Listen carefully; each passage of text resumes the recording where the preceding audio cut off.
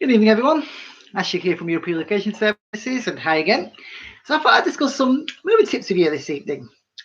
We all know how it's often cited that moving is one of the top three most stressful things in life, along with, I think it's death and getting married or something. Anyway, the point is that moving can be stressful. That doesn't mean there aren't ways to reduce and avoid that stress. For example, a great way to avoid the stress is to have a plan. What do I mean by having a plan? Well, simply put, the things you should include in your moving plan are when you're moving. When you're moving. That sounds stupidly obvious. Well, yeah, obviously. But if you put your moving plan when you're moving, that gives you a deadline. Don't ever leave things to the last minute. So let's say you're moving in 4 months. How long do you allow yourself? Well, it depends how big your move is, but don't allow yourself a day. Don't be like, oh, I'm moving tomorrow, better pack today, better book the mover today. No. Break yourself a moving plan, set yourself deadlines and timescales. So I've got to have X done by Y, Y done by Z, etc. All done by this overall date. List who's doing what, make sure everyone knows what they're doing. As in, like, person A is packing room A, person B is doing B. So you're not going to start thinking, I thought you were doing that, oh, I thought you were doing that, and then everything's not done. Okay? So make sure you've got a moving plan. That moving plan includes who's doing what, when it's got to be done by. Another thing within your moving plan is at the beginning of your moving plan, make sure you research, look into and find your mover as soon as possible. Remember, a good mover can be booked up a long time in advance. So don't believe in booking the mover till the last second, because you may well not get the mover you want if you do that. Okay, yeah. So yeah, make a moving plan. That plan is who's doing what, when it should be done by. There should be nothing left to pack on the morning of your move. For example, you're packing yourself.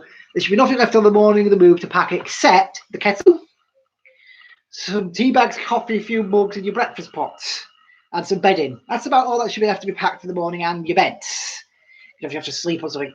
Might actually be some people's case a good idea to, if you've got your bed, just mount to your bed and leave your mattress to sleep on overnight. Have as little as possible, as I said, you have to do on the morning of the move. And by that I mean only basically your breakfast pots and the clothes from the night before to pack. I've nothing left to pack in that sense. Make sure you got your alarm clock set, because there's nothing more stressful for you if you've overslept and you've got 5 minutes before the movers arrived. You've got, or even worse case, you got up when the movers knocking on the door to say they're here. Make sure you set your alarm clock and you know what time. Everyone knows what time the movers are arriving. Everyone knows what time they should be up, and everyone knows what they're meant to be doing on the day of the move. In some people's case, that could just be staying out of the way. In some people's case, that could be making sure X is done. Some people may have agreed to help the mover, etc. But make sure everyone knows what they're doing in advance, knows what time the move is arriving, and stuff like that. As I say, making a moving plan is a big, important part of making your move. Don't wing it. Don't wing your move. Don't be, don't be doing that. The less organised it is, the more stressful move, and finding that the customer's still packing. Now, this might sound, oh, so what? It's your problem, not mine. No, it isn't. The reason I say it's not worse for that is you're still packing, so then you may not be able to give them move the item they need in the sequence they need. We'll need things in certain sequences to enable us to load the vans, lorries in the most optimal manner. And when I say optimal manner, I mean weight distribution, protection of the items, etc. So if you're packing while the mover's there, I should say so that's packing it, that's a different story. They'll pack it, they know what packing sequence packing. Stress is important. Please feel free to pop some questions. Moving plan, I would recommend listing everyone that you need to tell you're moving. That's like your gas or council if you're moving abroad. Obviously, that's if you're moving abroad. Obviously, council within your plan. Know what you've got to do. So I've got to do task A, B, C, D, E, F, G by date. And each task has a date. Tick them off as you've done. You'll be able to see what you've got done. Make sure you've got who's doing what. There's no point cross-tasking. They think they're doing task B and you think you're doing, they think they're doing another task. That's where to make sure. Talking of packing, if you've got children, don't be scared to let them get involved in helping pack items appropriate to their age. Okay? Let the kids, where possible, feel involved. Moving is stressful for them as well as you. In the child's case, depending on their age, depends on what you allow them to do, but if you're letting them, it's a bit. A tip that's been suggested, talking of packing, and that's been suggested by a company for boxes, is go on the removal vehicle, and when it gets to the other end, they'll be able to see them coming off and go, yay, that's my box. That's tricks and tips. Until the last second, and I don't mean, oh, the removal company's around now, let's pack the kettle. No, no, no, no. I mean, literally, the removal is leaving in 2-3 minutes. Then pack the kettle. Why? Well, a cup of tea, coffee, or hot, have a chat with the movers for them to unrack, to rewind, have a normal conversation, ask any questions you've got of them, what's going on, and stuff. It's just a great way to de-stress on a stressful day. It allows you to stop and have a break. If you have packed the kettle, how you going to do that? Serious question. Okay. Another thing, but end before you've got a chance to unpack things like toilet paper, light bulb. I would always suggest, and we always suggest here at European Relocation Services, is you've got your new house. Don't try and unpack everything in one go. Don't try and unpack everything on the same day you've arrived. Unpack your bed so you've got somewhere to sleep. Unpack some bits for the kitchen so you've got things to eat off. Have your kettle set up. The basics of the like you've arrived. Don't try and carry on into the late hours. There's no point. But part of the basic, a few items on that day, and then a lot of other movers will suggest, a lot of people on other advice sources will suggest, is when you're before you're packing, I'm about to say unpacking then, is when you're packing, is go through your items, go need, want, need, don't want, but good quality, good charity, don't want, go to bin. Declutter. There, you'd be surprised the amount of people who haven't decluttered, and they'll get to a new house and they'll be like, why did I pay to bring this across? I didn't realise I still had this. I don't need this. It should have been in the bin. But they just packed without decluttering beforehand. So have a declutter before you pack is a great idea as well. Decluttering before you pack. Talking about the not taking items, there are many reasons people might not take items. If you can, this is not a necessity. If you've got somewhere you can put the items you're not taking with you aside so they're away from things you are taking, brilliant. But as well as labeling everything you're taking with like things like this is fragile, this way up, your name, the box number, the room the boxes come from, I'll go to as well, I suppose, and that. But all the items you're leaving behind, put a big label that says leaving or don't take or something similar. There's no point having them like items that you're not taking accidentally loaded, because in the hecticness of moving day, even a well-organised, well-done move is still a very, very busy event. The movers grab something because it's from an area where they think it's all going, from what they've been told, and not know it's not going because it's not there, but it's not going. So label it. Okay, label stuff you're leaving behind is that you're leaving it with the big one. As I say, leave it, don't take whatever you want to wear it as. Make sure, back to labeling for a minute, if an item is fragile, label it as such. If an item needs to be carried or lifted with a certain way, like mark it saying this way up. If an item is heavy, please mark it as heavy. One thing about heavy boxes I will put in here is, well, actually several things I suppose. Firstly, pack where possible books in smaller boxes, because books, CDs, vinyls, video games, all this in mass get heavy quite quickly, and surprisingly heavy quickly. So if you put them in a big box, they're going to be virtually impossible even for a mover to carry who's loaded, doing this day in, day out. So also the box may be too heavy for itself. So put boxes of books and lights in small boxes. When you're picking a box up that you packed, pick it up, have a look at the bottom. Is the bottom droopy? If it is, you probably overpacked the box for its own, what that box can take. Repack it. Don't leave gaps in your box. You've got fragile items in your box, let's say you've got vases and stuff. Make sure they're all bubble wrapped themselves and protected. Scumpling up where possible, either like some newspaper or packing peanuts in things like vases is voids. There are gaps in the middle so that they're safe. Don't leave gaps though. Even when these items are packed, if there are gaps in boxes, these items can roll about. If the items can roll about, even protected and inside, they can potentially damage each other. Another reason I would say not to leave gaps, and I'm sure other movers would agree, is as boxes need to be stacked. If you've got a box with a gap, that box is, as the next box goes on top of it, it's going to droop and squish outwards, and again risk damaging. If the box is properly packed, it should basically be a solid object with no gaps. The items can't move around. Make sure you mark anything that's fragile in the boxes with fragile. if you, I wouldn't say use fragile tape because there's some people who overuse fragile tape. Don't use fragile tape on non-fragile boxes. That's a bad idea because then you won't be able to, the movers won't be able to visually look at it and go, fragile, not fragile, duh, duh, duh. They'll be like, hold on, that's fragile, that's supposedly fragile. And they'll be taking longer to pack the vehicle because they'll be having to pack everything because it's fragile. If you only mark up the fragile items that are fragile, that way the move will be, right, that needs special care, that needs special care, that doesn't need special care beyond normal handling, etc. If a box is heavy, mark it as heavy. Talking of boxes again and taping boxes, we always suggest that you tape the bottom of the box in a cross shape. So across the seam, going halfway up on both sides, and then across the middle, going halfway up. And then when you tape up the top, do the exact same in reverse. So that the top tape is then going over top of the bottom tape a bit. Go up to about on the bottom one, about halfway up the box, your side or the top one, just over halfway down. So as I say, the top tape's overlapping the bottom tape. Do not use Do not use, I'll start that again. Do not use sellotape, masking tape. Like use proper packing tape. This is what it's designed for. These other tapes are not designed to seal items in this sense and can pop open. So yeah, one thing we request that customers always do on moves, as well as the box when it goes from room, it's contents direct, it's from room 1 as well, because you'll be like, I need box 4 for the bedroom 2. There's box 4 for the bedroom 2 because the mover's been able to put it in the room in question, which is very helpful for us and very helpful for you because we then will just be able to go, right, bedroom 2. After the first few times, going, oh, which one's bedroom 2? And the customer will go, oh, that was bedroom 2, that one's bedroom 3, this is this.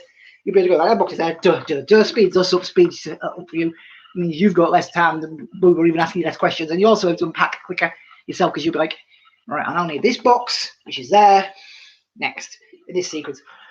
Wardrobes. I'm just going to quickly touch on wardrobes. When you're if you're dismantling your wardrobe in advance of your move, which a lot of people do, because often wardrobes have built a flat pack and they don't come out the doors, is to bag up your screws where possible, taping them securely or securing them securely to the item to go to. If you can't, put a label on the bag telling you what it goes to, maybe then all different screws in a box, a small box that's sealable. Under bed storage boxes is something a lot of people do use in moves. We have nothing against them. Just bear in mind when you're stacking them, there is always a possibility that the box's wheels can damage the box below the lid. So just bear that in mind. Even with great care, there is always a possibility they could get damaged. Just bear with me 1 second, people. Nope, that's not what I was looking at. I was just looking at the share options for doesn't matter. Anyway, where was I? Moving tips. I think we've covered that.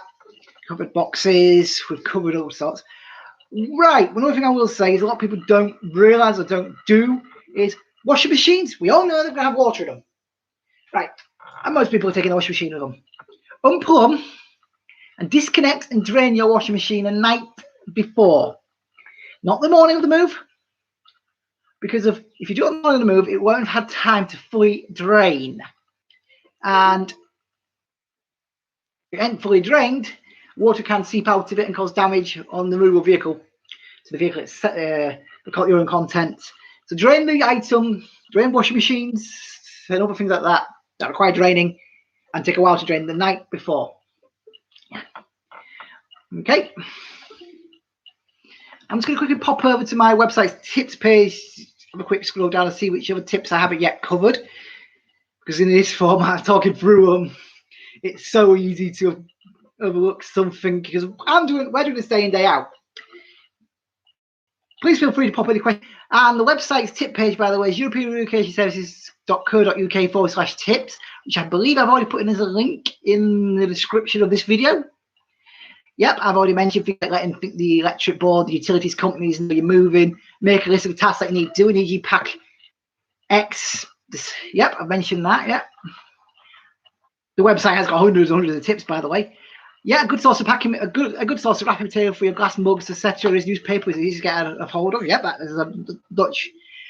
And crumpling your newspaper up, as I mentioned, into things like glasses, vases, and stuff is a very good idea. Make sure you are protecting things like your glasses. And when I say glasses, I do mean glasses like that. So in that sense, let's see if I got a imagine if I can grab hold of it. Imagine for argument's sake, this newspaper. Yeah. right? And obviously, that's a sort of what I'm talking. That's obviously a plastic bag, but just picture that as a newspaper, okay? When we say crumple with newspapers up inside the glasses. Right, paintings, pictures, mirrors are fragile-ish items in most people's cases. And you'll need to, in their cases, as well as protecting obviously the glass in the mirror's case, the canvas in the painting space, the corners. The corners of the picture, mirror, etc., are often the sharpest part. So reinforcing when you're packing in their corners, otherwise they can rip through their own packing. The way we suggest to reinforce the corners is to take a piece of cardboard and sort of wrap it around the corners, so it becomes like a 3D L shape, I guess is a good way to describe it. Yeah. If this is the same for if you've got glass cabinets, and they've got glass shelves, removing the glass shelf so that the glass shelf can be wrapped separately for its own protection. Just going to circle back to special handling. Make sure the mover's aware of any special handling items you have so that they can in advance plan this into their moving up and then bring the relevant and correct equipment with them to that. Other things I would suggest to make sure the mover's aware of, if we ask these always to our customers anyway, but let's say you've got a 6th floor flat and your elevator can only take 100 kilograms. Is an elevator is to let them, or lift, I should say. I don't know why I use American word there, but let's tell the mover, right, our lift can only take 100 kilograms. So basically, that's a person. You're going to have to take things down the stairs. The stairs are narrow. Get your tape measure out, actually, would be a good idea. Measure the width of your stairs. So you can get to move the stairs of this, and then maybe, if it's applicable, if you feel it, maybe as well with special access issues like that, photograph the stairs or photograph any access problems so the mover can again in advance plan. Other things to say is with access, don't take your blog's word that bigger's got in. And I said bigger, not digger. Not a digger. We're not talking digging up the road here. Bigger. We've had it on moves and we've done access surveys for fellow movers where they've been told, oh, bigger wagons than yours have got in. No, don't take someone else's word. If you're looking at your driveway thinking, I think it might be tricky to get a van in or a 7-tonner or a 10-tonner or whatever, and tell the mover. They can then take appropriate action. Also, another good example of something, we've just done a job in Edinburgh where for no fault of the customers, of course there's no fault of the customer, the street in front of the customer's house has been dug up to put tram lines in. So the customer lets us know this in advance. This is a good example of something to let us know in other movers.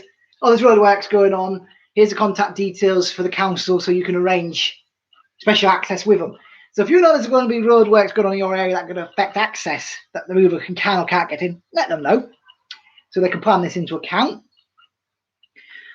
Okay, well, I made nearly 20 minutes and I will thank the person who's watching for watching. Please feel free to ask any questions. Drop a comment. There's bouncing I haven't yet covered that you may want to know about.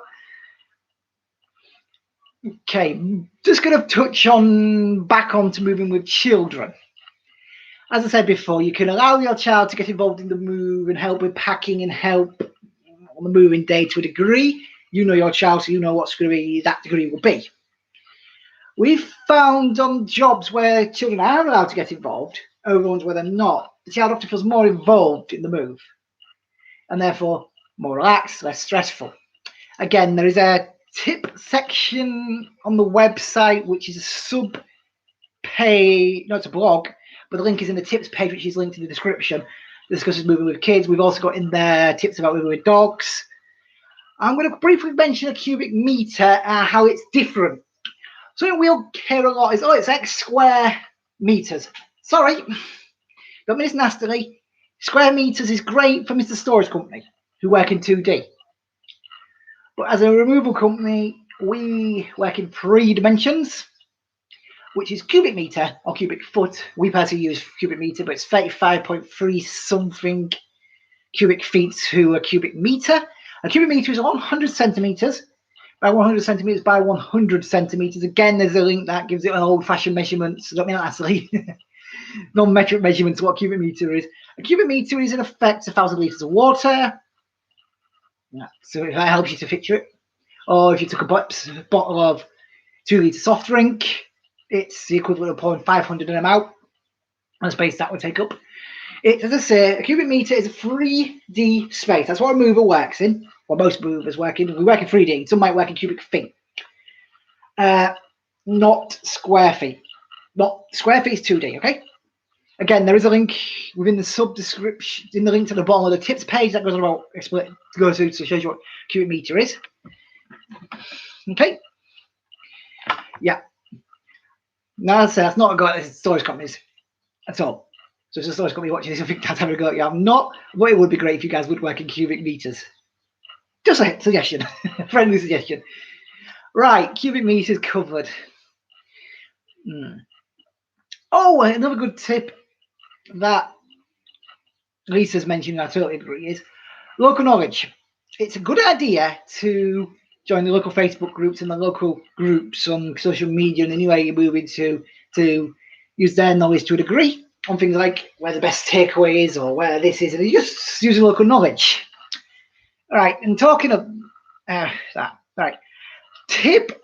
This is ironically, I always mention it early in the tip. This is actually mentioned very high up on the main website tip page, but now at 23 minutes in before I mention it here. Always check the mover's feedback. Always. Also, be sure to check the mover's terms and conditions. Never be scared to ask the mover a question. The only silly question is this unanswered question. Yes, it's unanswered. Is the only okay. Moving can be stressful.